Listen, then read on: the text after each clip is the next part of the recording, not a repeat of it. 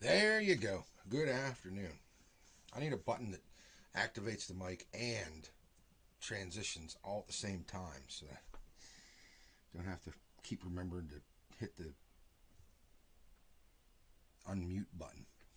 How's it going, folks? It's time for your Luke 15, Luke chapter 15 reading. We're also going to read our Isaiah 61 reading for today. We're going to do both of those things, chat just a very little. And then I think I'll end this video, start a new video for the second half of our kind of what we're going to do today, which is a little bit of chit-chatting. I guess it doesn't matter. I was going to stop the video, start over, so it would be separate, and I could change the title and stuff, but it doesn't really matter. If you're watching this, stick around after the readings, and we'll talk quite a bit, or I'll talk quite a bit if you don't come along. But if you want to come along and talk, you can. 814-651-8865. Shoot me a text, and if you like, we'll set you up. We'll bring you in on Zoom or something. I can do that. You can be part of the conversation, literally part of the conversation. You can be part of the video. I'll move the stuff down here in the corner and put you down there, or move the ads and put you there, whatever. And you can talk about it. Because I want to do the readings, and the readings are very important daily to do these readings. And I feel like myself so far, excuse me, myself so far, there's been a couple of places throughout the chapters of Luke, the first 14 chapters of Luke, which we've been reading. There's a couple places where I'm kind of like, ooh, I want to go back and look at that later, because that's not exactly what I had heard all these years. I want to compare it to the different gospels and be like, all right, so what's because I told Sue, I said, sometimes we've heard things for years and years and years, and it becomes this, we just know that that's how it is. Turns out it's not exactly a 100% accurate telling of, quoting of the story or whatever. So we're going to read Luke 15, and we'll probably talk for a few minutes in between, and then we'll read Isaiah 61. But I want to start with the Luke reading for the day, because that's what we're trying to do. And if all you want to tune in for is the Luke reading, we'll get that taken care of, and you can get on about your way. And if you're tuning in for a little lively conversation afterwards, why, shoot me a note while we're reading, or while we're chatting. Shoot me a note. Tell me what you'd like to talk about. I'd love for somebody to be like, I want to talk about whatever it is that you would like to chat about today. I'd love that. Love it, because then that would give me somewhere to go other than where, it comes out of my head. Where was I at? Oh, we're going to read Luke 15. Chapter 15 of Luke, the parable of the lost sheep, parable of the lost coin, parable of the lost son in Luke 15 on this December 15th. Now the tax collectors and sinners were all gathering around to hear Jesus, but the Pharisees and the teachers of the law muttered, "This man welcomes sinners and eats with them." Jesus told them this parable. Suppose one of you has 100 sheep and loses one of them. Does he leave the 99 in open country and go after the lost sheep until he finds it? And when he finds it, he joyfully puts it on his shoulders and goes home. Calls all his friends and neighbors together. "Rejoice with me, I have found my lost sheep." I tell you, the same way there will be more rejoicing in heaven over one sinner who repents than over 99 righteous persons who do not need to repent.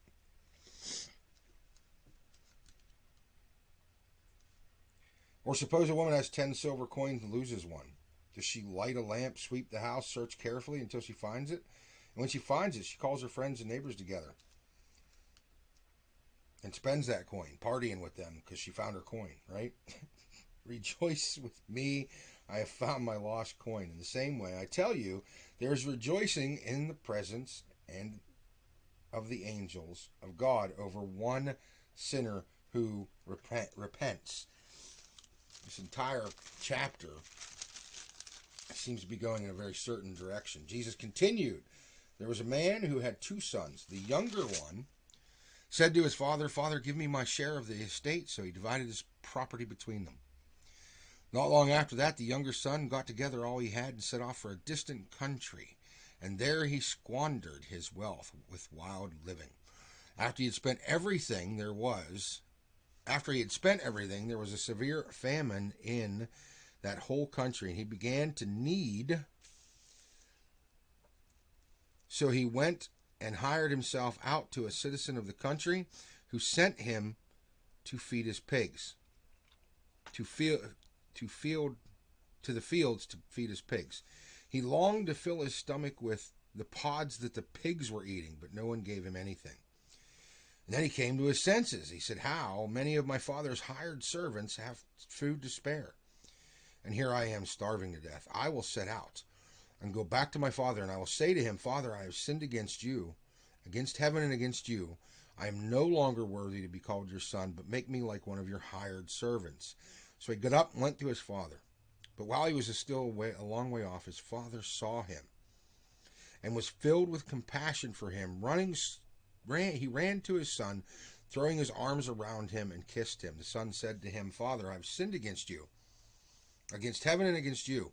I am no longer worthy to be called your son. But the father said to his servants, quick, bring the best robes and put on him. Put a ring on his finger and sandals on his feet. Bring a fattened calf and kill it. Let's have a feast and celebrate, for this son of mine was dead and is alive again. He was lost and is found, and they began to celebrate. Meanwhile, the older son was in the field. When he came near the house, he heard music and dancing, so he called one of his servants, and he asked him, what's going on? Your brother has come home, he replied. Your father has killed the fattened calf, because he has him back safely and sound. The older brother became angry and refused to go in. So his father went out and pled with him. But he answered his father, look, at all these years I've been slaving for you and never disobeyed your orders, yet you never gave me even a young goat so I could celebrate with my friends. But when this son of yours, who has squandered your property with prostitutes, comes home and you kill the fattened calf for him. The father said, my son, you are always with me, and everything I have is yours. But we had to celebrate and be glad, because this brother of yours was dead and is alive again. He was lost and is found. Again, I think I hear a direction there, huh? We got the parable of the lost sheep, celebrating and finding that one out of 100. He leaves the 99 for the one. Parable of the lost coin. Go find that lost coin. And then, of course, the parable of the lost son. And I love, when you look at these parables and you realize that there's a part here for each of us in this. Whether you're that son who ran off and squandered everything and came back looking to beg for some scraps from the servants, or whether you were the son who stayed and was diligent. And then when your younger brother comes back, your father celebrates by slaughtering a fattened calf and having a huge celebration. We know there's a huge celebration. We were talking about this. We actually touched on this, and it's kind of funny because at Bible study on Wednesday night, we talked about that idea because we were talking about not having as exciting a testimony. Sometimes you hear people telling their testimony about how they came to God, and maybe you grew up in the church and you're just sitting there going, well, wish I had a story that interesting. It doesn't matter whether you're that the older son who stayed or the younger son who went out and did this terrible thing. Well, wasted everything and then came back. He came back, and why would the father celebrate when he comes back? The father didn't. Listen, you were here the whole time. It was all yours. Listen, appreciate what you already have. Your brother's back. That's to be our joy, right? When we bring somebody, when we can somehow in any way be a part of somebody coming to the Lord, we are bringing back that younger son, that lost son, to the Lord. Here's your lost son, Lord. And when that person comes back, instead of expecting glory for our part in always being, or in currently being who we are, following the Lord for a minute and pretending that I'm doing His will, or really truly trying to do God's will, no matter what it is.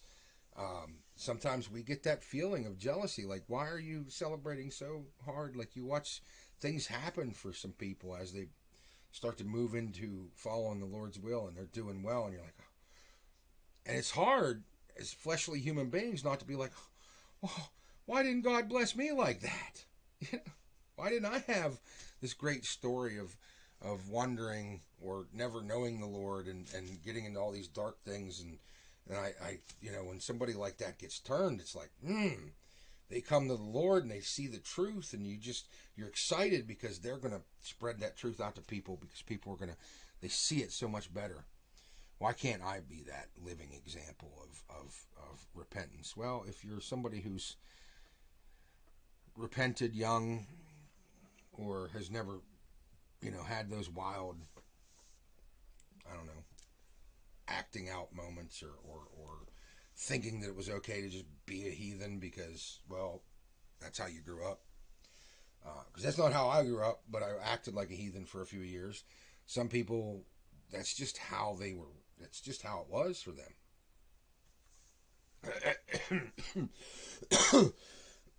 Excuse me. Oh, man. I've been coughing all morning. We ended up with a longer beginning because of the coughing. But yeah, like, we don't want to be that older son who gets angry when the younger son returns that he's not being he wasn't celebrated while the younger son was gone.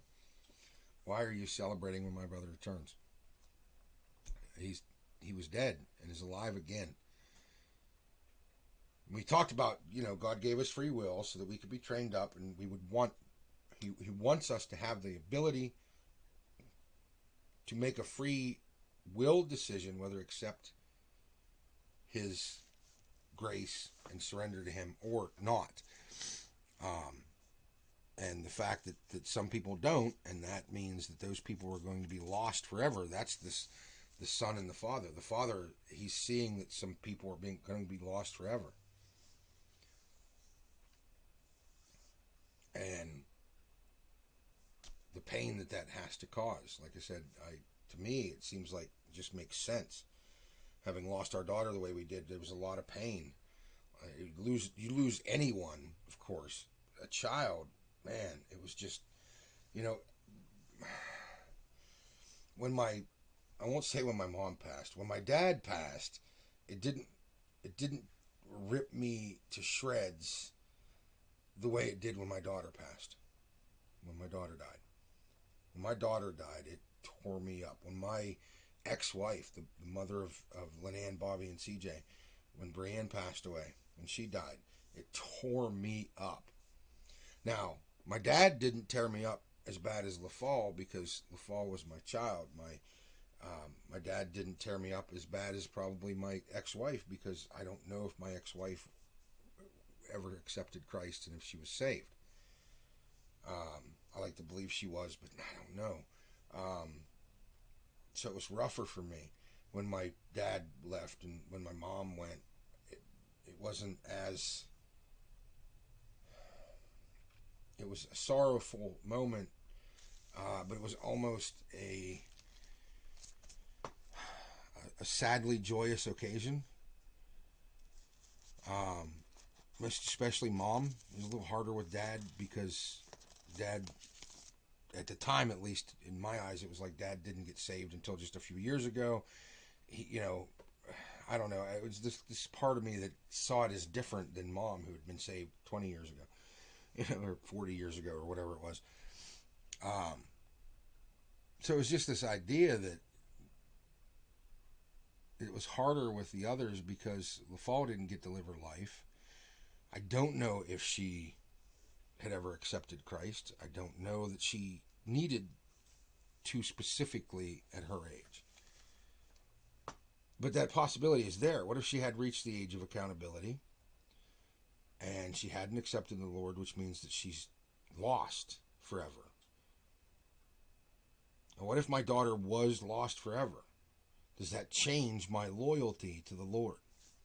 That's a question that we have to answer. I didn't intend to get that deep on you here, but it is kind of one of those things. Like that loved one, there's a loved one. You give it 3 seconds.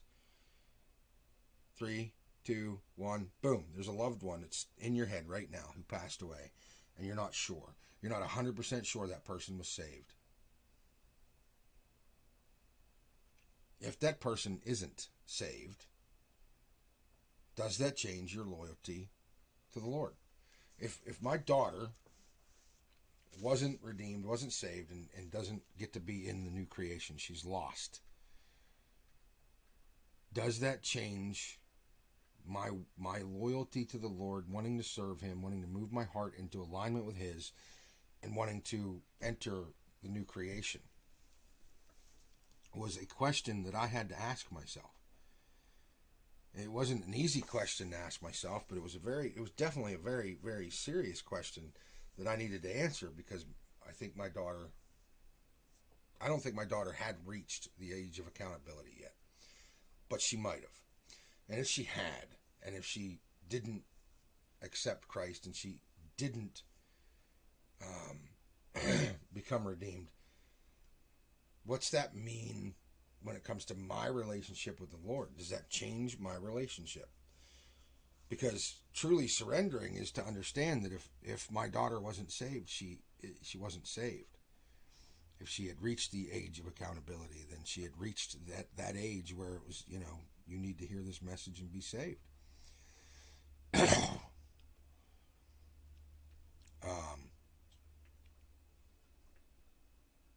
That was very important. That was a very important thing that I had to sit back and realize, along with this next one, and then we're going to get to our Isaiah 61 here, our Isaiah 61 reading here in a few minutes. But so don't worry, we're still going to read that. But this idea of someone else who's, they're so much worse than me, or this idea that there's somebody who doesn't deserve redemption.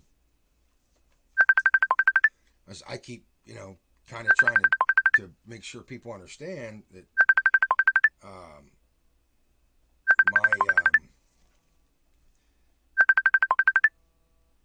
hold on, my daughter trying to call. How do I put this? My loyalty, my service to the Lord does not come from a place of my daughter is going to get this, so I follow you, Lord. I follow the Lord, and I've surrendered to Him regardless of whether or not His decisions. Sue and I were talking about this earlier, because she was like, well, who gets to decide? Like, there's a difference between murder, and there's a difference between murder and kill. And she's like, okay. And I said, well, here's the thing. I said, is all killing, is anytime you kill, is it murder? And she's like, yes. I was like, okay. So, in the 10 Commandments, God commands that we do not murder, because it's a sin and it's evil, and God can't stand sin, can't be in the presence of sin. Do not murder.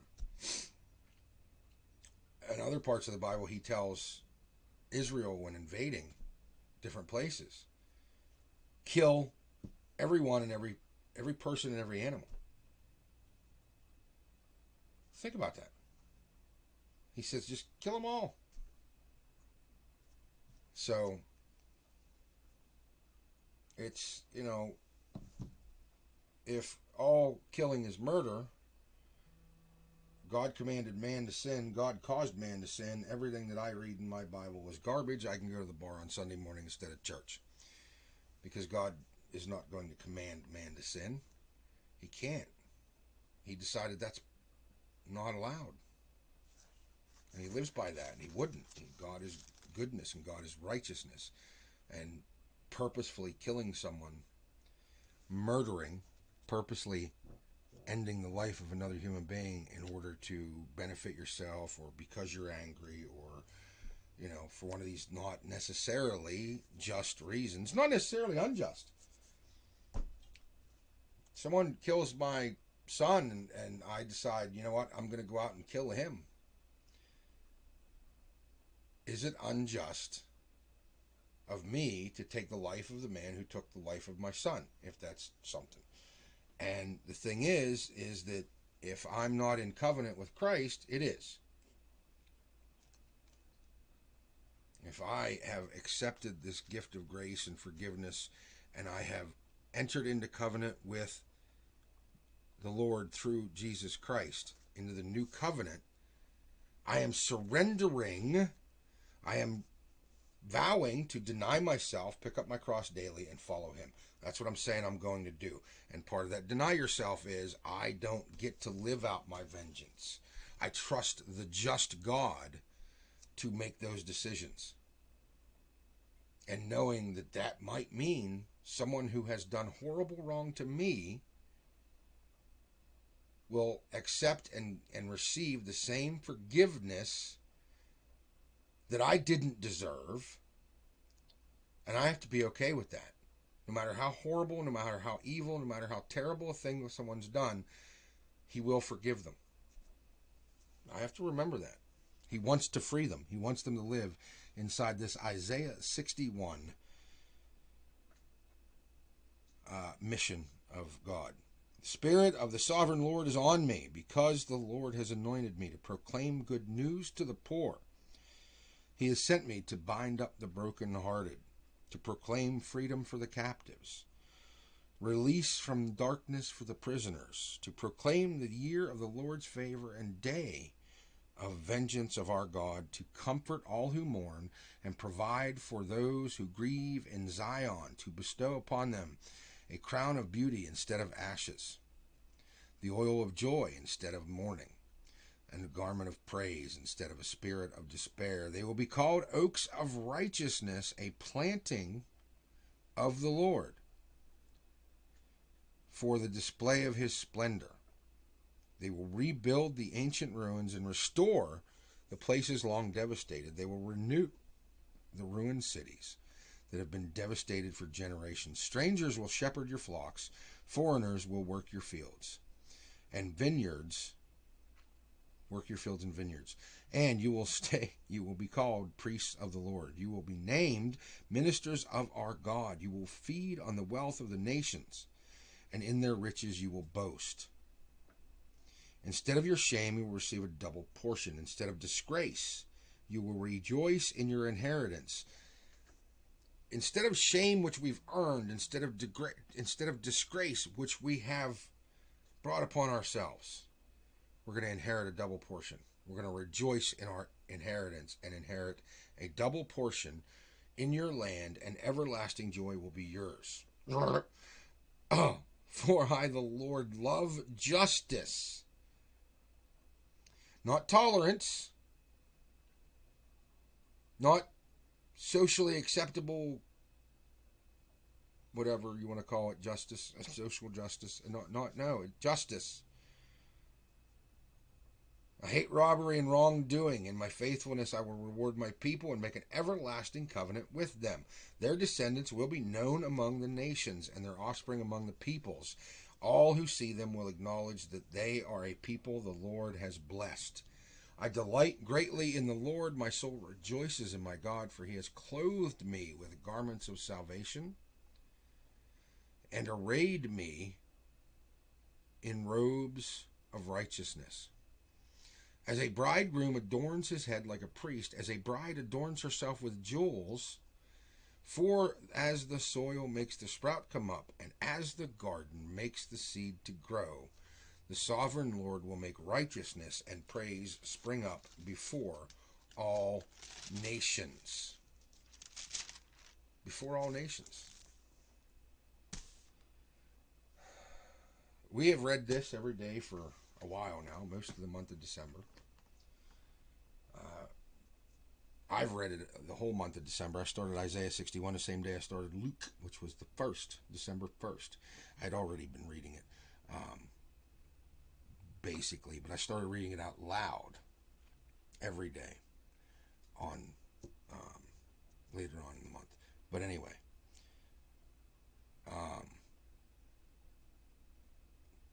this has moved us to a place where it's kind of like, all right, I'm going to start this Old Testament study next week, and we're going to do a great deal of this next week. We're going to talk a great deal about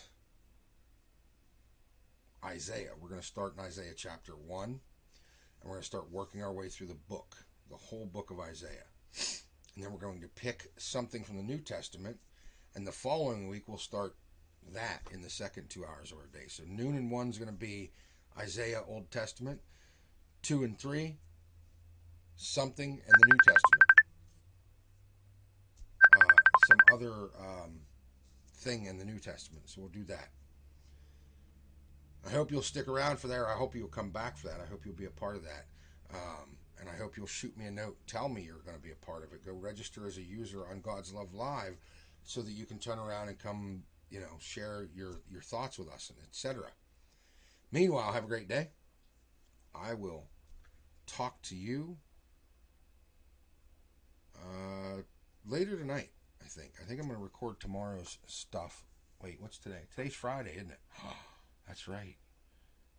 Yeah. Probably record my December 16th, Luke 16, later tonight, and maybe we'll do a live video to go along with it.